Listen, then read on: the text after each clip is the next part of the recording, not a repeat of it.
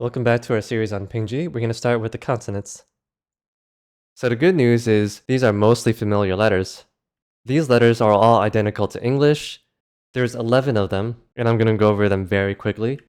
And then there are a few that are altered from English, but relatively close, so they're not even stretches either. But I'll go over these in a lot more detail. So let's start with the nasals. So the nasals are where you close your mouth, but you still let air pass through your nose. And the three nasals are M, N, and ng. And ng. The first two are exactly as in English, and the third sound does exist in English, like for example the word king, but here in Cantonese I'm using the letter Q. And the reason for that is, in Cantonese, you can actually start a word with the ng sound, and therefore it's just as important as the other two sounds, so I don't see why it should have two separate letters to represent something so common. I think that's a very Western-centric point of view. It really needs its own letter, and I'm using the letter Q. Now, there's one thing I want to point out, and it's that these sounds depend on the position of your mouth. So the M sound is actually in the front of your mouth. When you close your lips together, that's the very front. The N sound is actually in the middle of your mouth, where you're pushing the tongue to the roof of your mouth. And the eng sound is all the way at the back. You can see that last picture, the tongue is backed up all the way to the back of the palate. And I'm going to refer to front, mid, and back actually very often, so that's why I'm pointing this out.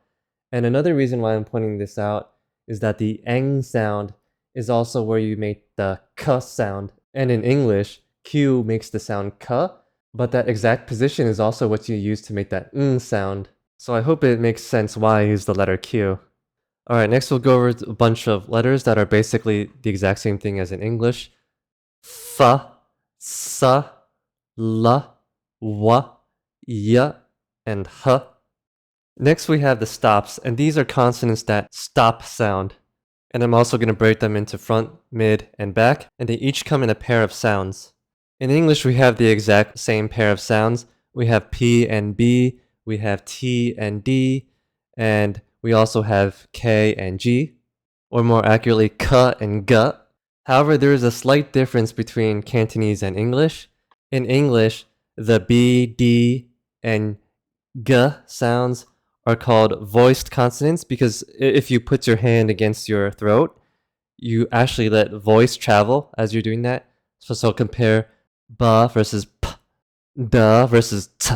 So you have voiced and unvoiced.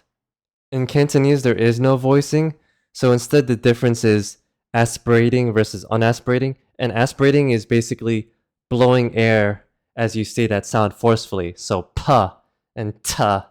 Whereas the letter B makes the sound ba, the letter D makes the sound da, and the letter G makes the sound ga. There's a slight difference, which is why I don't say they're exactly as in English. I just had to explain this difference because I can't just say B is exactly the same as in English. There's a slight difference, and most people might not even notice it. So, going to the back consonants, again we have ka and ka. And then these also have a form where you combine the wa sound, so you have kwa and gua. Next we have an interesting one. This is the letter C, the t sound. It's an aspirated sound, so you're puffing air, t. And it's kind of like the English cha, but there's a difference.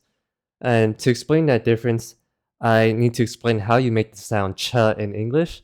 Well, the sound ch comes from the sound of t and the sound of sh put together. So t, sh, ch, ch. So that's the English ch. Now the Cantonese C is made combining the sounds of t and sa instead of sh.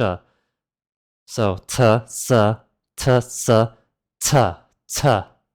So again, that's ta, not cha. Okay, so after ta, we have its counterpart, the letter Z, which makes the sound da.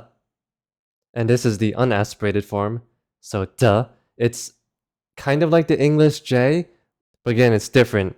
Da versus ja. Da, which is Cantonese, English, ja. These letters C and Z, by the way, are exactly the same as in Hanyu Pinyin. And lastly, I just want to talk about final consonants. So in Cantonese, you can have 6 different letters to end the word with. There are the 3 nasals I talked about earlier, and ng. And then there are 3 stops. These stops are not aspirated. It's very awkward to end with an aspirated sound. So technically, these aren't the same as the initials. So for example, I have the word here, tat. The first T is aspirated t, but the last T is not, so tat. Technically, this should be spelled with a D at the end if the sounds were one-to-one, but as I explained earlier, there are some aesthetic components to the romanization, so they're not. So that's all the consonants. In the next video, we'll go over the vowels.